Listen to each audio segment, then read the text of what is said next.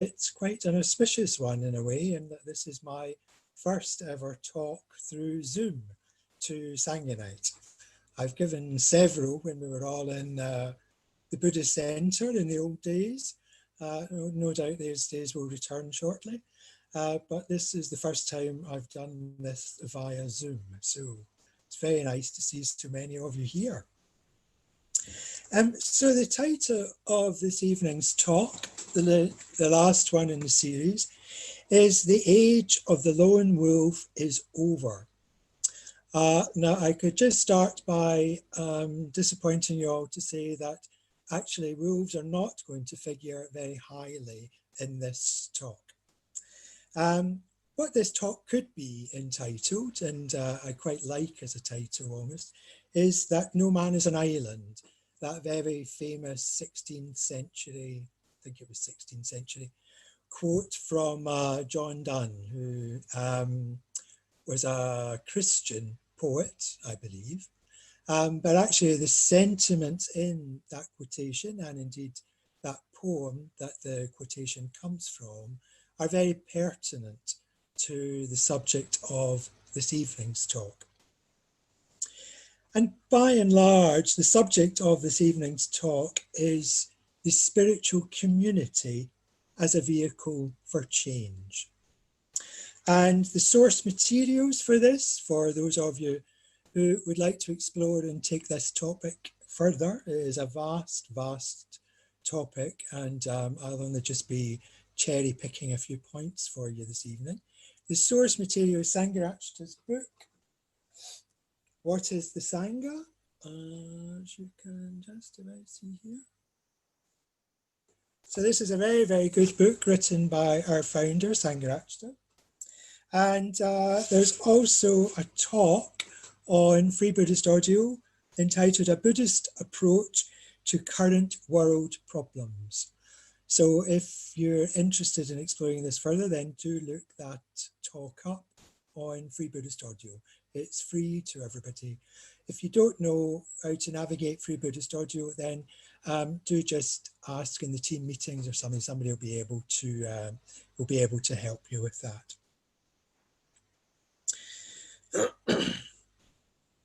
So we're going to be talking about spiritual communities this evening, and a spiritual community is a collection of individuals, just like any other grouping of individuals at some basic level. But a spiritual community has got quite a different definition to a collection of individuals that you could be called as a group. There's a difference between a group and a spiritual community. And we could start with just looking at how we would define a group. So a group could be defined as a group of people where all of the individuals within the group conform to the norms of the group for some degree of a sense of belonging and a degree of protection from the group. Now, as a human animal, groups have no doubt been incredibly important for us throughout evolution. They've been very useful. But we're at a stage now where we can identify and look at groups and see their limitations. We've all been in groups. We all probably are in groups. There are many, many groups. So there are groups. For me, the one thing that always springs to mind with the thought of a group and that idea of kind of being together for a sense of belonging and protection would be like a group of football fans. They're all wearing the same scarf. They're all, going to see their team. And they're very much kind of clubbing together for their support and support of their team, and very much against any other team. There are other groups. You can see groups of teenagers. You can know what music they listen to by the clothes they wear, how they do their hair. Again, that's an example of a group that I'm sure we've all been a member of. I certainly was when I was younger. There are also political groups, so there are groups of people who share political views. They can form groups. And there are even religious groups. However, a spiritual community is slightly different from a group in various ways. So what we could say is that the defining character of a spiritual community is that it is made up of true individuals. So not just individuals, true individuals. And we would define a true individual as somebody who is, first of all, self-aware. We would define a true individual as one who is emotionally positive, one who practices metabhavana and has become more emotionally positive. And we could define an individual within a spiritual community as one who is creative. Now, in an earlier series on Sangha Night, we explored the teaching of mind reactive and mind creative, where a reactive mind is one where habitual reactions just happen again and again and again. Certain circumstances arise, certain buttons get pushed, certain behaviors, certain reactions automatically follow. A true individual is creative in that they can evaluate the consequences of the last time that they did that habitual action, and they can evaluate those consequences against their own sense of development towards some sort of goal that they have set themselves. So a creative individual, for example, who could be somebody who successfully loses weight through a diet, or who successfully gets fitter by going to a gym. They remember the last time that they broke their diet or didn't go to the gym, that they made them fail with their goal, and that made them feel, as it were, unhappy at some level.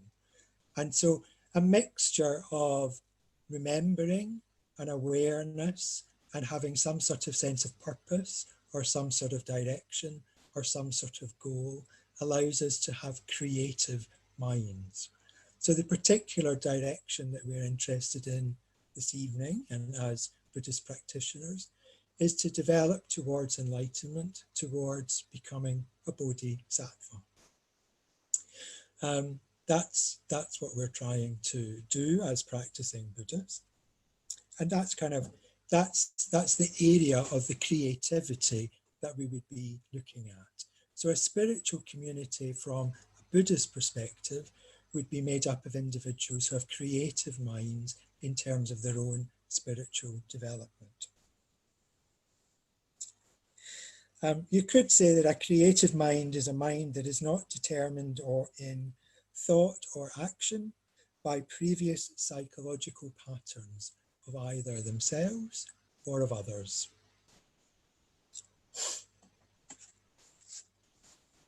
So that gives us some idea of the differences between groups and a spiritual community.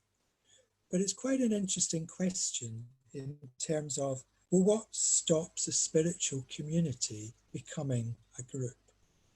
Maintaining these sorts of states of mind and these efforts can be tricky. It's not straightforward. So what stops a spiritual community stopping being a spiritual community and just becoming yet another group?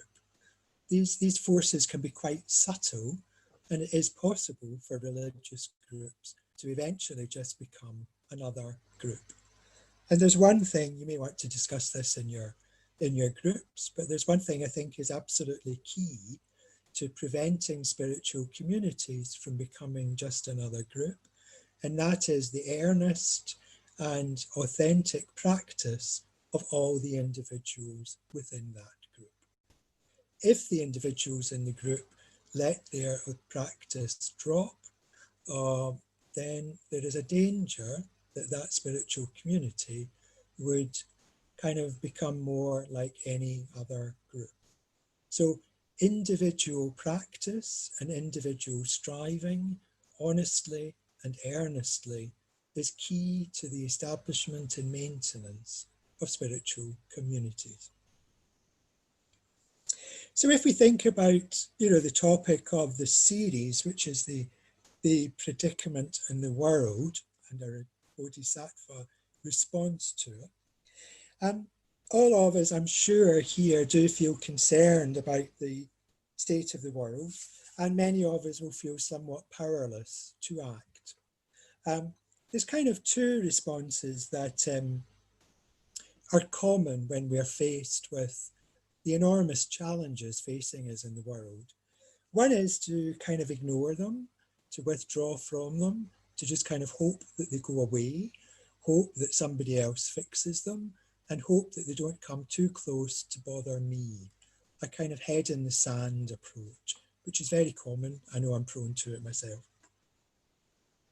The advantage, in a way, of that approach is that you're not making any situation any worse. You're not doing anything that makes it worse. The disadvantage to that approach, of course, is that you're not making it any better, that you're left with a sense of helplessness, a sense of dissatisfaction, and a sort of a lasting sense of woe is me, and a lasting sense of unfulfilled potential. We all have a potential to make a difference. And so to have this sort of burying head in the sand is sort of denying that potential. And to deny that potential is at some level painful. And it's not making best of this precious human opportunity that we're lucky to have.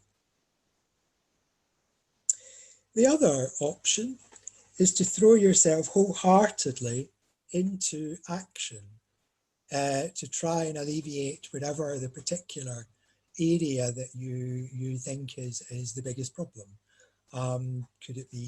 Could be climate emergency, it could be racism, could be political activism. It could be a whole range of areas where you feel that you are determined to make a difference. The positive to that is that it's very empowering, that you feel that you are involved, that you are trying your best, that you are making a difference. The kind of downside to that approach, if there is one, is that your energies and your passion could be somewhat neglecting or forgetting your own personal development. So you could be burning yourself out, leaving yourself with no energy left for your basic meditation practice and the basic practices to sort of look after yourself and take care of yourself. And the other, of course, is that the strength of views can make you somewhat polarized against those who don't share those particular views. So there's a danger of polarization, which in the long run is not helpful, because a lot of the problems we're facing in the world are because of polarized views of different factions. So what I would propose this evening is that there's a kind of middle way between those two reactions, which is to have more individuals becoming clearer how they need to develop as individuals, first of all, and operate within a spiritual community of other like-minded individuals to make, in their own way, an impact on the local or the wider world. So in a way, that would be the kind of the middle way. Buddhism is always the middle way between two extremes. So it is a middle way to engage positively with the problems that we see in the world, to engage collectively, and to try and make as much of a difference as we can, be it either local or nationally. So in order for us to be able to do that, there are kind of four things that we need to be working on to be able to do that. The first of those is self-development. We need to get to know our own minds, our own habits, our own strengths, our own weaknesses. And we can get to know them through our meditation. So through the mindfulness of breathing and the metta bhavana, we can get to know our minds a bit better, and we can try to turn our minds towards more positive emotion. We need to work on our ethics. All of us here will be familiar with the 5 precepts. We need to make sure that our lives and our actions are guided as much as we can by those 5 precepts.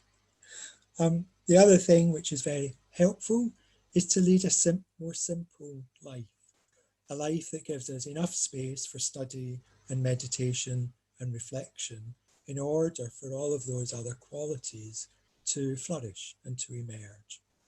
Now, we've all been very mixed blessing, but we've been fortunate in some way with the recent lockdown to experience a simplified life. And I hope, certainly personally, there's many aspects of that I very much enjoyed. There are challenges there, I'm aware, but I hope many of you have actually been able to glean some benefit from the simplification of life as it has been over the last few months. The second thing that we need to do is to be part of a spiritual community, which we are here on Zoom, everybody in their little boxes, in their rooms, listening to me miles away, giving this talk. We are part of a spiritual community. The Buddhist Centre is there to try and foster as much spiritual community as is possible. And we become a part of a spiritual community by regular and substantial contact with like-minded others. Now, to do that takes effort.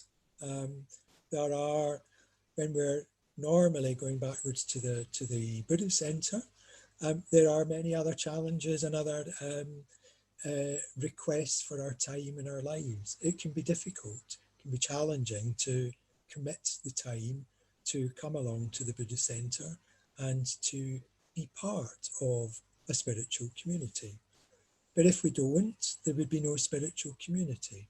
So it does behold each of us to make a degree of effort to come along to make that spiritual community alive.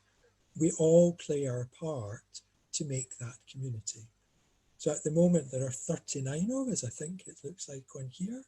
So that's 39 people making an effort this evening to make a bit of a spiritual community.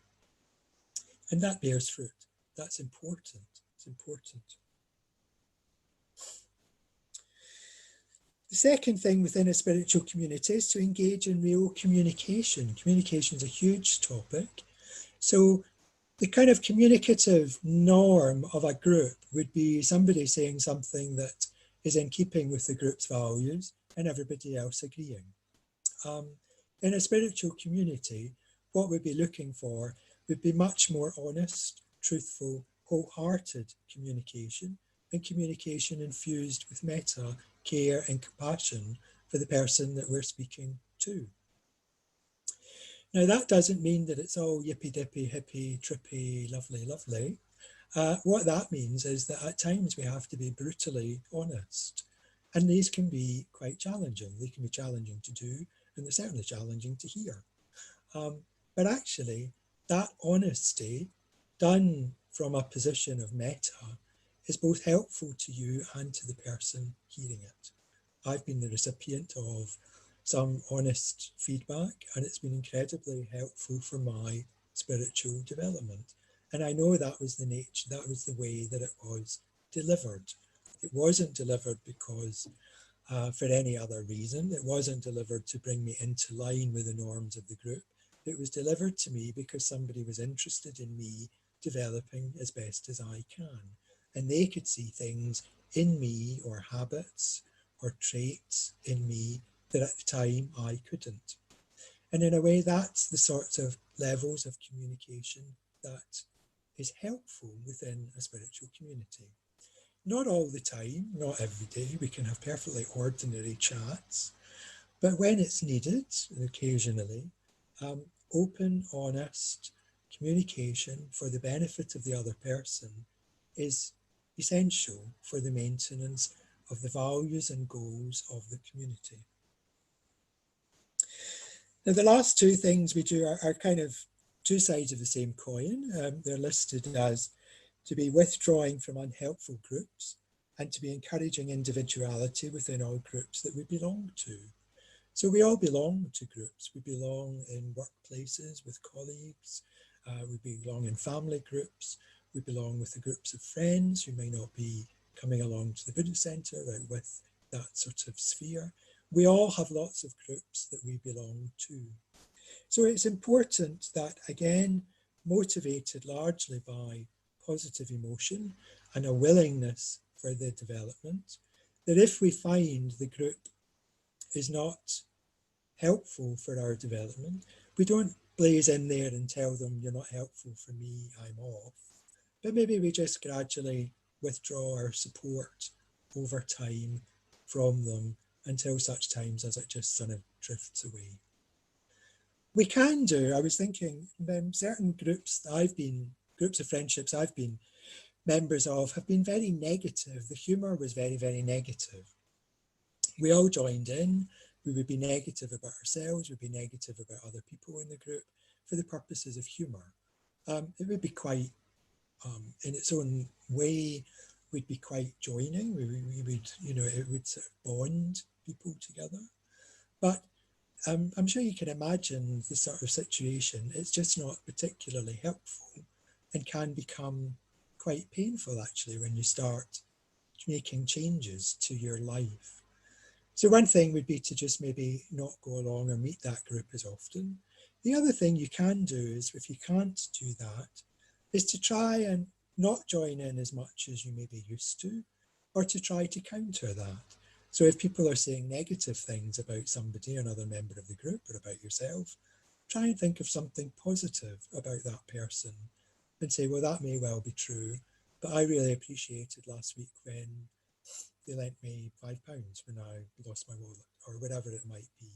Just try to slowly, or just try to chip away at the kind of the foundation of the group is that glue of commonality. And if somebody starts to be different from that, it starts to take away that group's power. So these things are, they're not straightforward, not always easy to do. And just to emphasize, they should always be motivated by a sense of metta for the people in the group and for yourself and for your own development, but not in a harsh or unkind way. Kindness should always, some have said, kindness should always trump the truth. If you can't be kind while being truthful, then just be kind first, and maybe have to wait for another opportunity to speak your truth.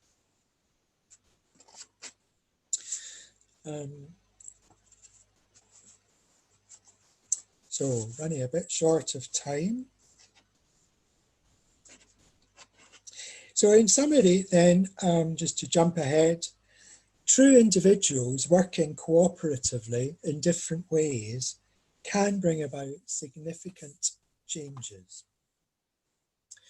And our participation in spiritual communities can be twofold. It should be twofold.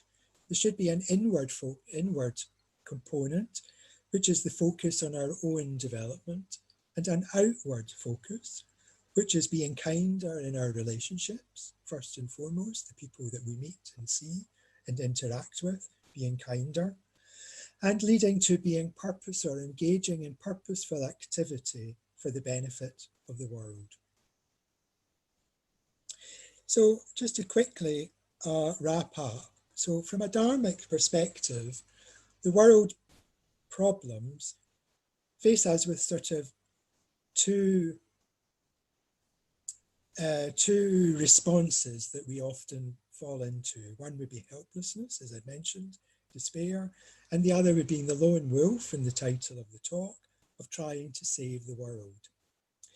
Both of these can be summarized as being characterized by a view of there's me, and then there's the not me, there's the rest of the world.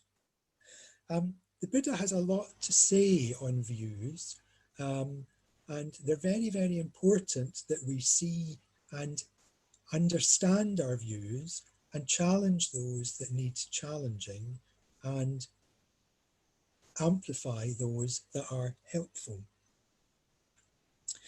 Um, so the view of being separate from the world is not what the Buddha would describe all as a skillful or helpful view. It would be much better to start with a view of we, which is precisely where a man not being an island from the quotation from John Donne is pointing at. It's pointing at the commonality of humanity rather than an isolationist and me point of view. It also points to the centrality of mind in how we can change ourselves and how we can work together as changing individuals, as spiritual communities, to bring about quite fundamental changes. So if we look at the world at the moment, I mean, I'm sure you're all aware, one of the biggest issues is racism after the appalling activities and events in Indianapolis. Racism is not something that can be got rid of via a vaccine or by some sort of medication like coronavirus, we hope will be at some point. Racism is something that is a view. It's a view that exists in individuals' minds. And it's only as individuals change that view in their own mind collectively, and more individuals do that, can racism be eradicated. It can't be eradicated by decree or by any other mechanism. It's a view in a mind that has to be challenged and changed. And the more of us who do that, then the more it will disappear. So Sangharakshita, our founder, his response to the problems of the world was to found the Triratna order, which I'm a member of and which supports the Cambridge Buddhist Centre and which we all benefit from.